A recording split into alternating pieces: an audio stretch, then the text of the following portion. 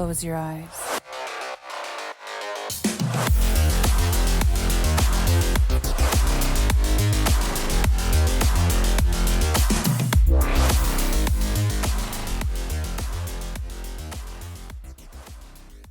Yo, welcome everybody back to the 2-Minute Warning. We're your hosts. I'm Ethan, and Lucas is on remotely. What's good? And we're back with our weekly episode on Thursdays, and right after Super Bowl weekend. So we're gonna talk about the Super Bowl, obviously, but we're gonna push that till the end. And we're gonna talk about the awards. You know, we made our predictions earlier, and we're gonna see how we did, see who won, see who didn't, and yeah. I won. Yeah, probably. But anyways, let's jump right into this. Do you want to start with the MVP, or do you want to go? Let's go MVP first because. And I was right on this one. Swept it. And it was not even close. 49 first place votes for Lamar Jackson. Only one third place vote. That was wow. Got fucking Dak did come second Allen. though. Dak did come stupid. second though with 152 votes. So Makes sense, but like that's ridiculous. And he didn't even like get a first place vote. Like who voted Josh Allen over Dak Prescott is what I want to know. Yes, like it was really a coin flip in my opinion. I guess for them it wasn't, but for me it was a coin flip. And I'm pretty sure for a lot of people it was a coin flip between Dak and Lamar. Obviously, Lamar had the better playoff run. I think if Dak and Lamar switch playoff runs, Dak has 49 votes. But whatever. Opinion. Nonetheless, it wasn't like Dak had a bad year. You know, he led the league in touchdowns, throwing touchdowns by a lot. I still think regular season. If you're basing it off regular season, Dak is the MVP. But I don't know. I mean, I think Lamar obviously deserved the MVP, but I think Dak did just as much. Yeah, not much to really say. It was not very close for the MVP. Pretty much swept it. Josh Allen, 80 votes. Brock Purdy, 97. Christian McCaffrey, a lot of votes. Obviously didn't win the award, but for a running back, that's pretty impressive. 147 votes, 152 for Dak, and 493 points. Oh, sorry, these are points here. 493 points for Lamar Jackson. Damn. Crazy. Anyways, let's look at Offensive Player of the Year. This one wasn't really close either. Christian McCaffrey in first place with 39 first place votes, 8 second place votes, and 3 third place votes for a total of 222 points, winning the award. He's the first Offensive Player of the Year winner since the 49ers' first Offensive Player of the Year since Jerry Rice. And makes sense. Yeah, lots of hardware for the Niners this year. I'm just playing. I mean, the only other person I would give it to is CD maybe, but yeah, he deserved it. He had 2,000 total yards. I mean, you can't really go against that. And he had like 21 total touchdowns. So yeah, it wasn't really against that for Christian McCaffrey. If you have a quarterback winning the MVP, you can't give the Offensive Player of the Year to anybody but the best running back or wide receiver in the league, and McCaffrey was that by a long shot. If Tyreek didn't get hurt, I think that he would be holding this award, not McCaffrey. But that's fair. Yeah, I agree with that. Just because he was on pace to crush the receiving record. He was on pace to crush frickin' Megatron's receiving yards record. But I think that's more of like than an injury thing. Staying on pace, averaging like 130 yards a game. Not happening. Anyways, this one not happening. It's never happening. No, this one is the one the voters. I think there was a snub here for Defensive Player of the Year. Myles Garrett wins with 165 We're points. skipping Coach of the Year. No, we're gonna get there. We're gonna get Coach of the Year and comeback. No, we're gonna get there. It's last on my list. All right. It's last on my list. Defensive Player of the Year here, Myles Garrett. with 165 points, 23 first place votes, 13 second place votes, 11 third place votes. TJ Watt got snubbed. To Myles Garrett, all respect to Myles Garrett, but I mean TJ had 19 sacks, and what else? Like he can't break the record every year, and that's literally what they have to do to give him the award. Obviously he knew like that when they told him, they were like, all right, whatever, but didn't show up, and honestly, it makes sense. But yeah, like there's nothing more TJ Watt can do except break the record, and he already did that once, basically. So, it was TJ Watt in my opinion, Yeah, and me he too. fucking missed time, and had 19 sacks. Like that's the ridiculous part. He did not play the whole season, every game fully, and still got 19 sacks. So I don't know. TJ Watt, in my opinion, was the clear cut winner. But I mean, Myles Garrett obviously is dominant as well. But yeah, in my opinion, should have been TJ Watt, and I'm sure a lot of other people agree with me. He is the first. Myles Garrett's the first defensive player of the year in Cleveland Browns history to win the defensive player of the year. But yeah, I think I agree. TJ Watt got snubbed here. And he wasn't even there. He didn't even go to the ceremony. No, I mean, why would he go when he knows he's not going to win it, right? Offensive Rookie of the Year here, we got C.J. Stroud with 48 first place votes. Two second place I agree votes. with this. It wasn't saying this for forever. It wasn't close. It was C.J. Stroud and Puka Nacua, and nobody else had any fucking votes in first or second place. Bijan Who would it be? third Two place record breaking guys. That's like Bijan could have won it, but his coach benched him. And well, I don't know if it was. I'm not gonna blame Arthur Smith because Arthur Smith's a dog. But yeah, he did deserve it. He broke records. He flipped his team around. But this is why the coach of the year, when we get to it, should have been a Texan too. But you know. Well, we got another Texan here. Yeah. Defensive Rookie of the Year. Will Anderson Jr., defensive end, was named the 2023 Defensive Player of the Year. He becomes the third Texan to win Defensive Rookie of the Year, joining Brian Cushing and D'Amico Ryans himself. So, D'Amico Ryans has won an award here at the fucking award ceremony. It just wasn't the one that everyone wanted him to win. But Will Anderson Jr., 16 first place votes, 21 second place votes, and 8 third place votes. Jalen Carter, close second with 14 first place votes, as well as Kobe Turner with another 14 first place votes. Ridiculous that Devin Witherspoon wasn't here. Actually, stupid. Devin Witherspoon was snubbed a little bit. He was my pick to win Defensive Rookie of the Year. A little bit? Like what? A little bit? Okay, not really a little bit. He wasn't even top snubbed. 3. Like, oh my god! You picked. I'm Will sorry, Anderson, but though. I'm okay with that. But Kobe Turner being in like second Kobe place. Turner, come on. Jalen Carter, third I place. get a little bit. Devin Witherspoon was, and I get you can't have two corners win back to back. But like last year, I thought Reek Willen was robbed. This year, Devin Witherspoon. I mean, if Devin Witherspoon played the whole year, he should have won.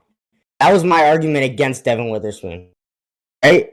And I said, you know what? Will Anderson should win because Devin Witherspoon missed time, but Devin Witherspoon should be top 3. He should be the runner-up. Yeah, I thought Jalen Carter and Kobe Turner. I thought it should be Will Anderson Jr., Jalen Carter, and Devin Witherspoon top 3. Those were my top 3 picks. I picked I don't know. Devin Witherspoon to win the award, but It's just dumb. or maybe Just I picked dumb. Jalen I don't Carter. know. I don't remember. But A lot of defensive mistakes here for the awards, in my opinion. But whatever. They don't like to give Seattle players awards. That's really just the reality of it. Now let's look at comeback player of the year. Browns QB Joe Flacco wins as Damar Hamlin received 8 more first place votes, but he didn't get many other votes besides that. So Joe Flacco wins with 22 second place votes, 13 first place votes, and 8 third place votes. Damar Hamlin had 21 first place votes, 7 second place votes, and 14 third place votes. Coming back from a heart attack, everyone thought that this was going to be his award, but he only played 17 defensive snaps. So, yeah. I mean, it was the argument. Like, do you give it to the player that actually came back and played the best, or do you give it to the player that came back from the worst? That was the argument the whole year, and that was my argument. I said if you're gonna go with the player that played the best from playing his worst or not playing, then it's Joe Flacco. But if you're going to play with it from who came back from the most, you have to give it to Damar Hamlin. And that's what they did. So, I mean, yeah, I agree with it. See, I thought Baker Mayfield should be up in this conversation considering he played so consistent throughout the whole year. Joe Flacco came in week 12? And Damar Hamlin. But that's what makes him really coming back even more impressive. If Joe Flacco played the whole year, right? Not be getting this award. In fact, he was on the couch by week 12, he suited up and balled out for the rest of the season, led him to playoffs. He was straight off the couch. Straight off the couch.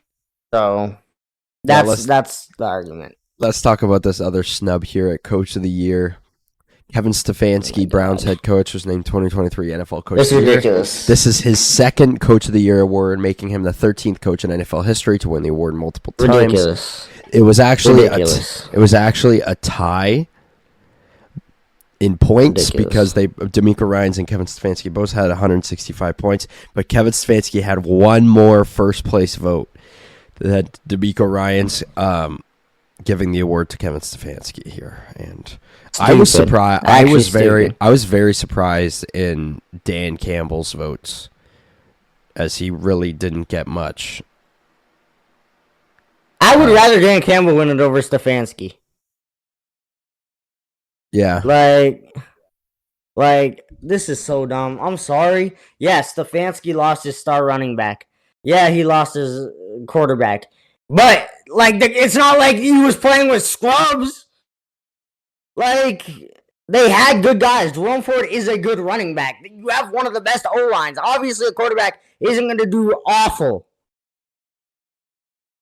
So dumb. I don't know. It's just whatever, bro. But, D'Amico Ryans should have won this award. And if D'Amico Ryans doesn't win this award, Dan Campbell should have won this award. Honestly. It's stupid. See, I knew that Kevin Stefanski was going to win this award. I called it when we did the predictions. But it's stupid. He shouldn't have. There's no reason for him to win over D'Amico Ryans. There's no reason. It's actually stupid. It's ridiculous. I'm sorry, but it's stupid. It's stupid. You take a rookie coach. He turns your team who had a top 3 pick, makes it a playoff team that made it to the divisional round with rookies. There's no star on that team before D'Amico Ryans. No one. It was one. I'm sorry, but one. There was no one. One vote. There was from Lamar being a unanimous MVP. That's kind of crazy. I was just reading about. Why are we talking about Lamar Jackson? D'Amico Ryans got robbed here. This is stupid. I agree. This is so dumb. Before this year, the Texans were bottom of the barrel, literally doomed for eternity. They had 0 wide receiver 1. They had 0 people that could run the ball. Davis Mills, the D'Amico QB. D'Amico Ryans took a rookie quarterback, made him amazing, basically. Top 10 QB in the league. top 10 QB in the league, won offensive player of the year or offensive rookie of the year. And he took Nico Collins, who was a scrub last year, made him into a like wide receiver one bona fide. Took Tank Dell, who was an undersized wide receiver, made him amazing. Took Dalton Schultz, injured all year, and had Brevin Jordan, even when Dalton Schultz wasn't playing, had Brevin Jordan get involved. He had He took he Devin made Devin Singletary, who was Singletary.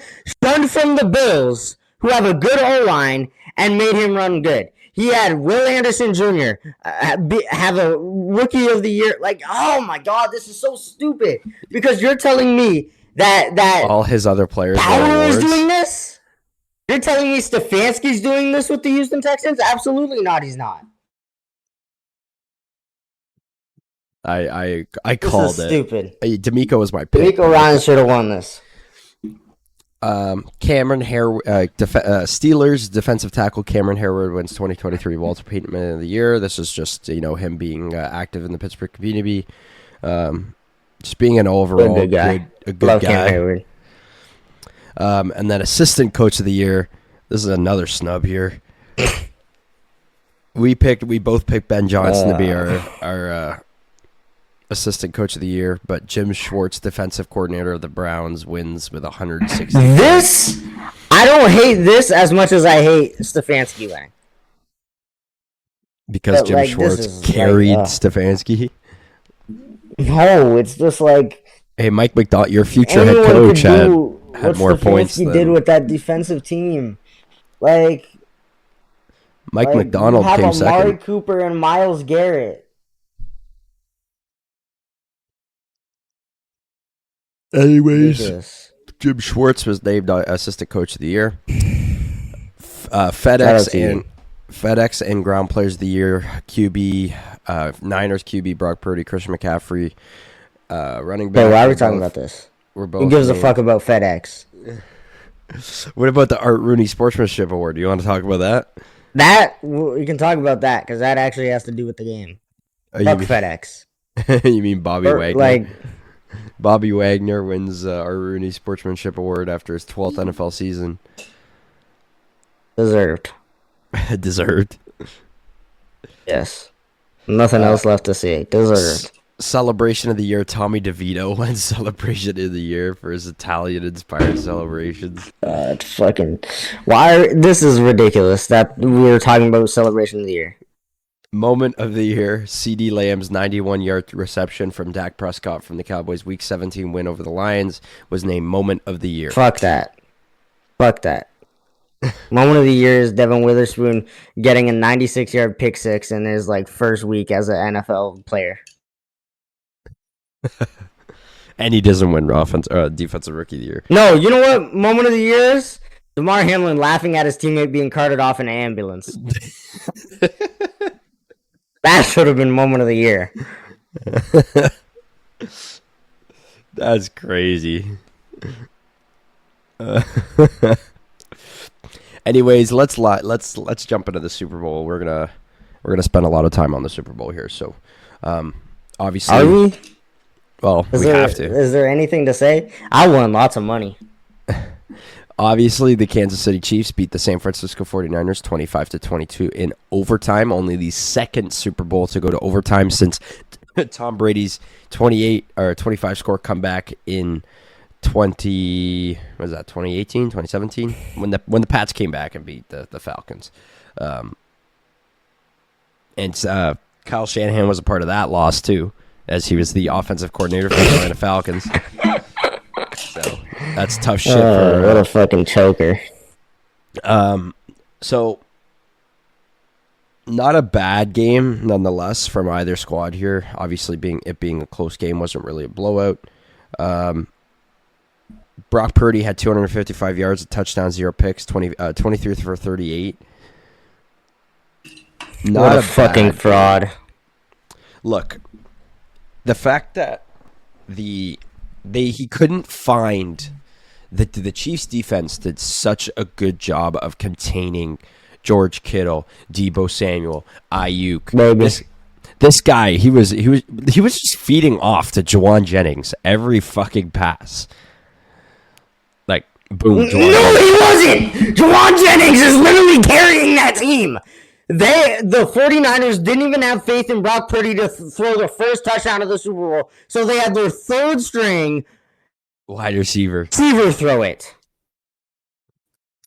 Juwan Jennings had a good ass game, bro. I don't know what you're saying. Purdy. Juwan Jennings would have won MVP. Yeah, probably would have.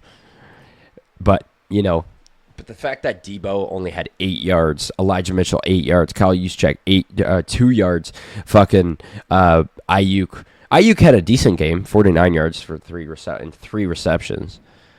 But the Chiefs They defense, didn't do fuck all. Yeah, all they did was dump off the ball and then go for 20 yards.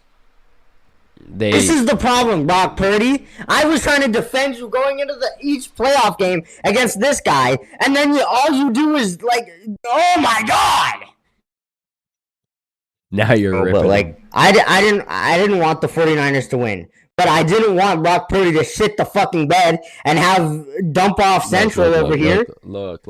Brock Purdy didn't shit the bed as bad as he did against the Ravens in the regular season, bro. He could have thrown 5 picks. He did. That was regular season. And it's the Ravens defense, okay?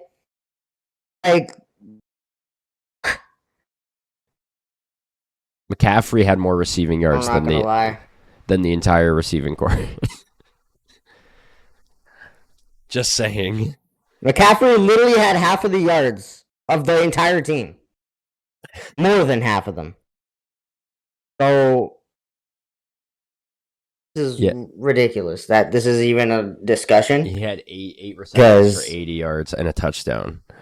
And credit to the Chiefs defense. The Chiefs defense was one of the best defenses I've seen since the Legion of Boom. I'm not gonna lie.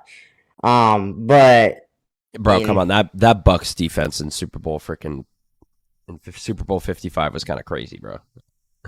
Yeah, I guess, but I think this Chiefs defense, just because look at the offenses they had to face compared to the Bucks. The Bucks had to beat who?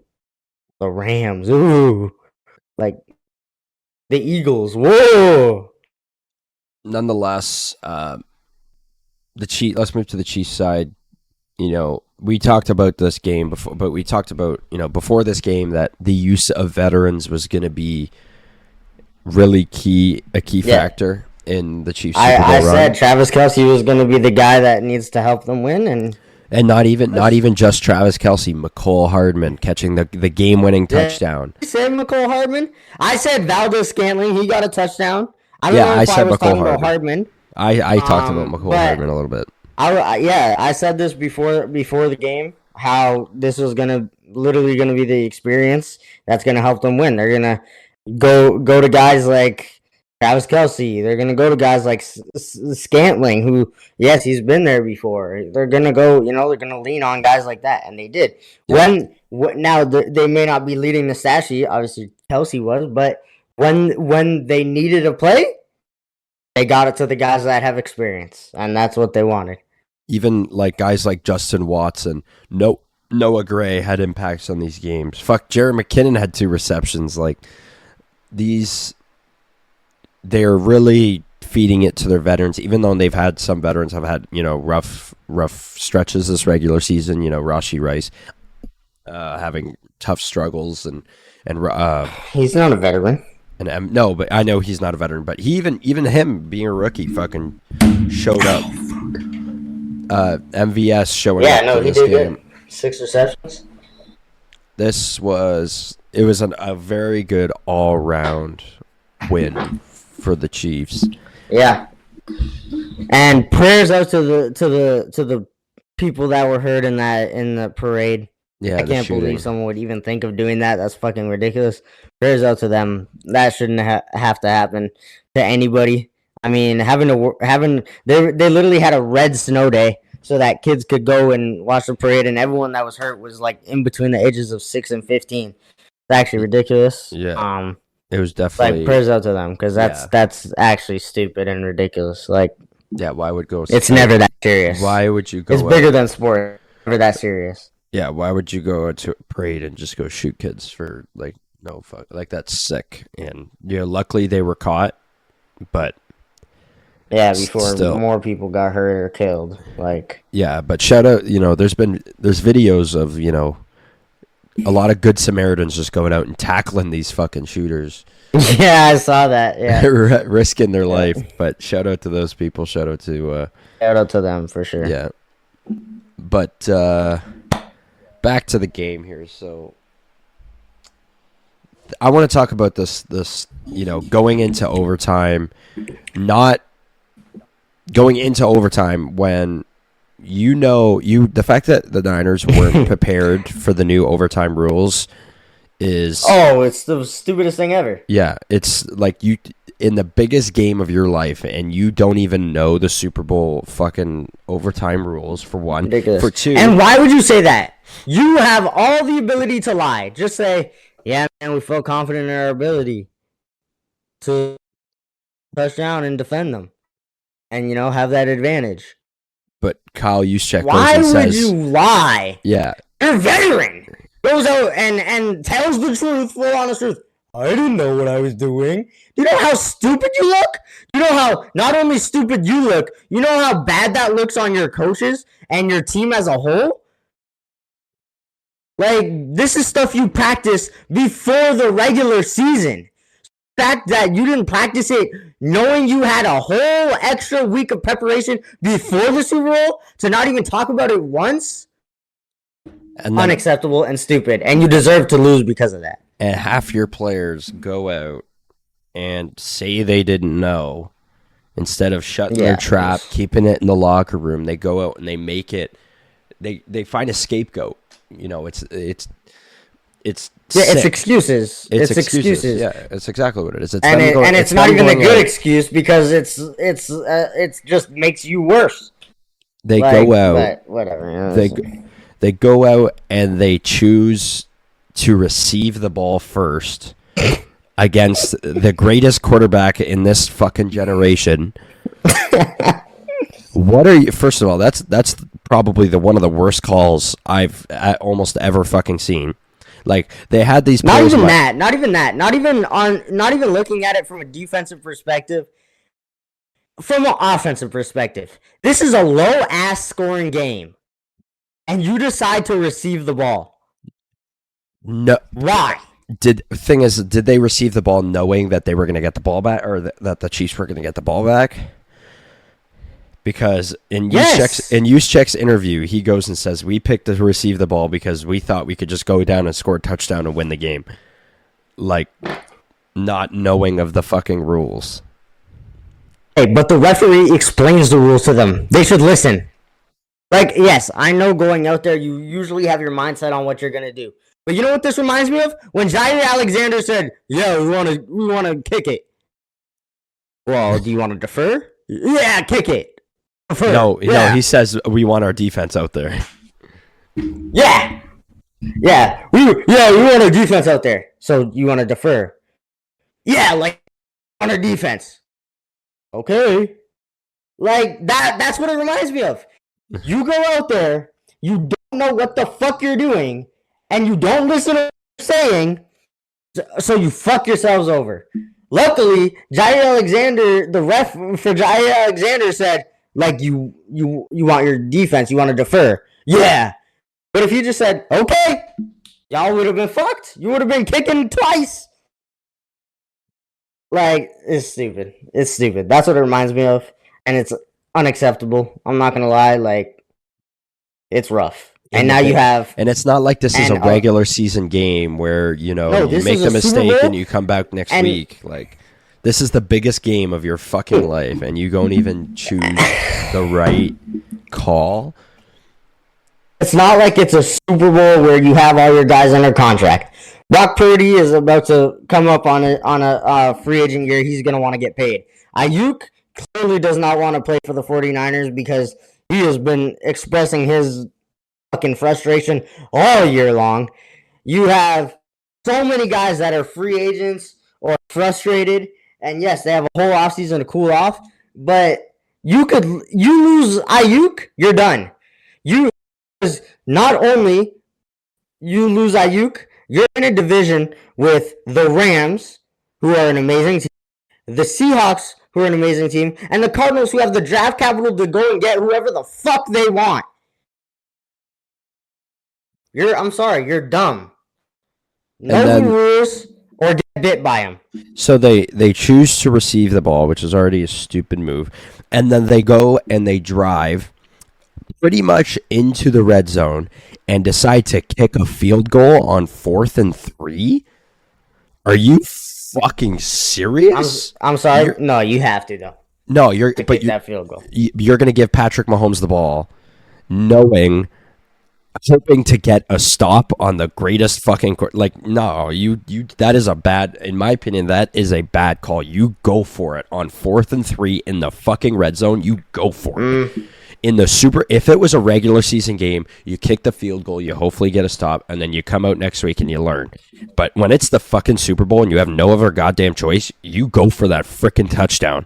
And if you don't get the touchdown, you pray to God you get a stop, because whether you get a stop in the red zone for Patrick Mahomes, it's, you get a stop, you get a stop.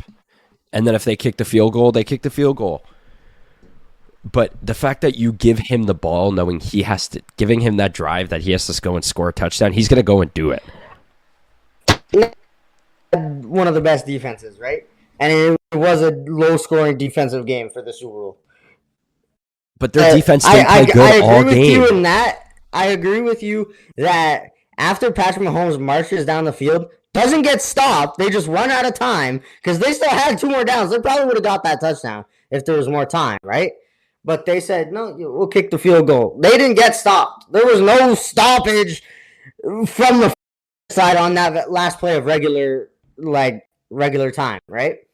So I understand from that point, but I also understand from the 49ers point that, okay, we have Fred Warner, we have Nick Bosa, we have Logan Ryan, we have Armstead, we have Hargrave, we have Travarius Ward, we have Javon Kinlaw, right? Big thing. But I agree with you on the fact that Patrick Mahomes and the Chiefs just marched down the field, didn't get stopped at all. You didn't stop them once. No, and then they decide to kick the field goal, and then you're like, okay. And I understand from their point that they have faith in their defense, especially how they performing all game. I mean, Brown got an interception. Yeah, I agree with you on some part of that. Yes. The problem is if there was any other quarterback on that other side, I would 100% be like, okay, you can kick that field goal and stop. But when it's Patrick Mahomes, who has done this time and time again, has done it in the Super Bowl, done it in the AFC Championship, done it in 5 straight years, you do not give him that ball back unless you have 7 points up on the board. Well, that's what even the Chiefs were even saying, like, okay, well, if they scored a touchdown, we're just gonna go for 2. We're just gonna score a touchdown and then go for 2. So, realistically, there was no stopping the Chiefs there, right? I think they were gonna win either way as soon as the 49ers decided to let the Chiefs, or as soon as they wanted to start with the ball. Because counting on a 3rd possession against the Chiefs, it's not going to happen. So they as soon as they decided they wanted to start with the ball, they lost right there. Of knowledge to Patrick Mahomes and the Chiefs is the dumbest thing ever. You give them the advantage of knowing what they need to do. Stupidest thing ever. Even Chris Jones. Knowledge is everything in the Super Bowl. So if you let someone that's been there 6 times know what they have to do, they're gonna go and do that. 3 other times. I don't like after the game process of kick after the game. Receiving it. Chris Jones even says we've been practicing this since the beginning of the season. These new overtime rules. We knew about it. We were ready for it. And then you got Juszczyk going out and saying we didn't even know what we wanted to receive. What? On one hand, the Chiefs deserve this because they were ready for it. They had like you said, they had the knowledge of these new overtime rules. They had the strategy, and the 49ers are going on a whim going into overtime. Like, you're not even prepared. As soon as they weren't prepared for overtime, they lost that game. And I know that I'm ripping them for kicking the field goal, but like, the fact that they weren't even prepared is they didn't deserve to win that Super Bowl. So shout out to the Chiefs, and Big Red getting another Super Bowl under his belt. And I want to talk about freaking Travis Kelce being way out of line, screaming in Andy Reid's face. Oh my God, that is out of line. Like, and I get it. I mean, it looks bad to us, but clearly they're fine. So, well, but I'm not gonna harp on it because it worked. Like, Now, if he does that, and then it causes a rift, and they're like, okay, well, then it looks bad. But they went out there, and I get the frustration. Like, I'm literally the best player on this team. I'm the best receiver on this team, and we've had struggles all year with receiving.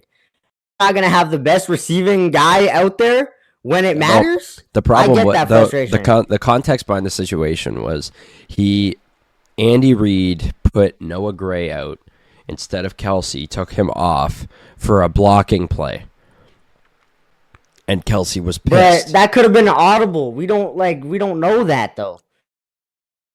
That's true. Could have been an audible, but.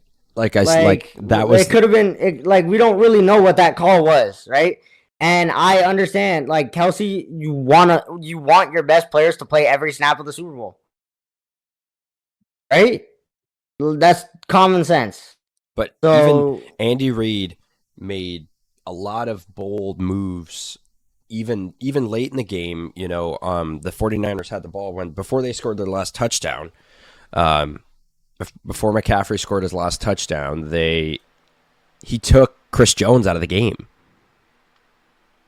Chris Jones was not on the field during that touchdown. He took him out, and then McCaffrey went and ran in for a touchdown. It wasn't like wasn't like Kelce was getting the shaft in that play. Chris Jones got your best defensive player got taken out and then McCaffrey goes and scores a touchdown on the same play.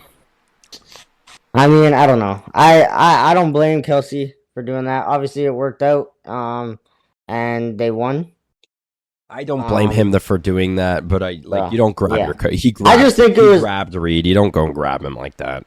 You yell at him. You scream at him. You make him known. He bumped him, right? He bumped him, and then he noticed, oh shoot, like he's about to fall over, and then grabbed him in. But yeah, I mean, it's just heat of the moment. You're about to repeat, and then you're taking your best receiver out of the game. I understand it. From both sides. Obviously, he didn't have a problem with it. It worked out in the end. Didn't have a problem with it. No one else should, and that's the reality of it. I'm sorry, but we shouldn't be choosing other people's fights. Andy Reid was fine with it. He went over to him. They had the talk, and that's it. I'm not going to be mad for Andy Reid because Andy Reid's not mad. That makes no sense. No one else should be either. So what's next here for the 49ers? What do they do to improve? What do they try your best to re-sign Ayuk? That's really it. He's restricted though, isn't he? He's a restricted free agent. I think so, but if you have a guy demanding to be released, they're not going to restrict him. You'd much rather go out and get a guy like Calvin Ridley or T. Higgins that want to play for you than Ayuk, who fucking hates playing for you. You know what I mean? Now, the Chiefs have the opportunity to... You have to try your best to get everyone back and have them happy and learn the rules. Now, the Chiefs have the opportunity to three-peat here. That's Big B, the last team. They're the last back-to-back champion since the New England Patriots in 2005. So Yeah. It's Not much to say. I mean, like they know what to do. They know what they're doing. now I want to talk about a little bit Dre Greenlaw's injury. I don't know if you saw it. I did. Turf monster. It's the big argument, and it brings up more of the arguments about turf versus grass. Would these injuries happen on grass? I think that happens on grass either way. I don't. It was just a fluke. I don't think it. I don't think it happens on grass. Because, like, I mean, the science has been proven that if you push into the turf, like it's if you know physics. okay, like, but I know I'm going to be a little yes, bit of a nerd here, but that is he jumped. Like that's it. He jumped and then ran, and it just that's gonna happen. That's so freak. That's such a freak accident that's gonna happen anywhere. like I think the third law of motion tells you that each like force has an retractive force. So obviously Dre Greenlaw is stepping on the turf. The turf has no give, so it's just going to push back into his leg, and then obviously causing the Achilles rupture. But I think grass has a little bit more give. If he's going to jump on the field like that, the grass is going to sink in. It's going to give into his feet, and it's not going to have as much of a retracting force onto his body. And I think that's the argument with a lot of Achilles injuries. Aaron Rodgers, Cam Akers, J.K. Dobbins, all these people who've torn Achilles this year, Kirk Cousins, they're all non-contact. And that's the scary part is the NFL's like injuries keep happening more and more. These Achilles injuries, these ACL injuries keep happening more and more and more, and they keep denying the fact that it has to do with turf. And I think that's them being blind to player safety is really ignorant and stupid. Like, yeah, I mean it doesn't help. I just think that was so fluke that it could have happened anywhere. You know what I mean? Like I think it could happen to anybody. Like really, it's not really depending on how muscular we are. Like a 40-year-old Aaron Rodgers or a young guy like Dre Greenlaw. It's like Dre Greenlaw is 26 years old, and he goes and tears his Achilles running out on the field. And then you even like Patrick Mahomes is hot mic'd, and you even hear him. He's like, "Yo, what the heck? Non-contact? What the heck?" And then George Kittle goes, "Did he really tear his Achilles?" And then they're like, "Yeah." And he's like, "That's depressing." Like, all the players know that this is tough. And who knows what would have happened if Dre Greenlaw is there, because he's a really good player. But I don't know. Wild. It's tough. It's unfortunate, but I mean, it was just such a fluke, a freak accident. Warming up, he's jumping, getting excited for the game, and then he just goes to run, boom, and yeah.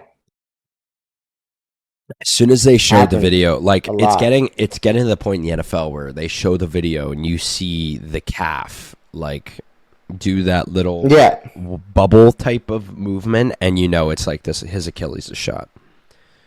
And it's just like his Achilles is shot. Like the Aaron Rodgers video, the Kirk Cousins video, the J.K. Dobbins video. Now this one. Never in my life, right? Before playing football, never in my life did I think I'm going to know what an Achilles injury looks like by the sight of it.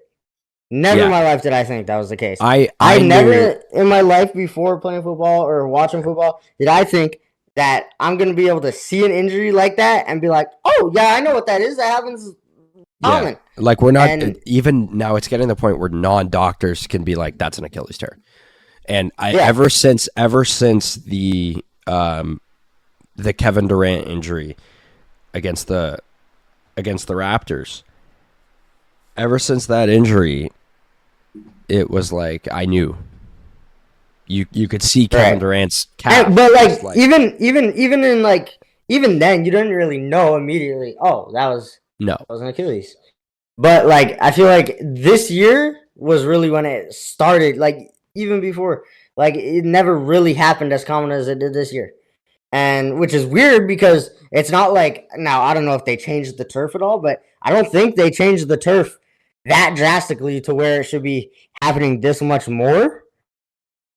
But I think it's more of a problem with the explosiveness of the players and the turf mix, because obviously players are getting more explosive. There's, they have less give with the turf, and that creates an explosive Achilles. But yeah, I mean, this year was really big for them. Hopefully next year it's not as bad, because no one wants to see that. There was way too many season-ending injuries this year, way too many, and yeah. But every single Achilles injury this year, happened on turf. Yeah. Oh, actually, no, that's a lie. Actually, Allegiant Stadium's grass. That's a lie. That is the injury. Dre Greenlaw's injury happened on grass. My mistake. Sorry, but a lot of them have pure fluke. So pure fluke. That's what I'm saying. Even when I thought that was on turf, but even on grass, it was so fluke that it would happen anywhere. Yeah. But a lot of people that it proves the point even more. But yes, that does. I mean, it brings up the conversation, but if anything, it helps the turf monster. It helps their argument, which is unfortunate, but because now they're gonna say, "Well, look this is grass, perfectly well treated. No one complained about it, and he still popped his Achilles." Yes, it's possible everywhere. It is more likely on turf, yes, but it is possible everywhere. So you can't use that to dispute the argument. And an Achilles injury is so like the recovery is so hard to come back from. Like, yeah, well, now it looks like it's becoming a lot easier, which is good. But yeah, it's crazy. Yeah, that's an improvement. But like there's players. An Achilles injury, even at any point throughout the year, Aaron Rodgers' first week, he was done for the whole year. And then he was ready to be back at week 15. Yeah, but he sat out because he wasn't ready. Or maybe he told him to sat out. But either way, the recovery is so long. Like, but fucking Terrell Owens breaks his leg and then comes out and plays like a monster in the Super Bowl. Like... Yeah, it's wild. Or even the Debo. Like, Debo looked like he fucking tore his Achilles or whatever. And then he just came back next play. Ready to go. Like nothing happened. Ready to go. So I was like, what the hell? But obviously it wasn't. Maybe it was just a really bad calf cramp. But it looked... It looked like a knee. Like he doesn't look good. Knee or something. It was like, that doesn't look good. That might be really bad. ACL or whatever. And then he comes back, next play, fine. Now, he probably did injure something, but they just stuck him with some drugs and wrapped it up real good. George Kittle had a shoulder injury, came back. George Kittle was really nowhere to be found in this game. Like, in him really well. He was, the Chiefs defense, like, he literally had 2 receptions for 4 yards. That's it. Yeah.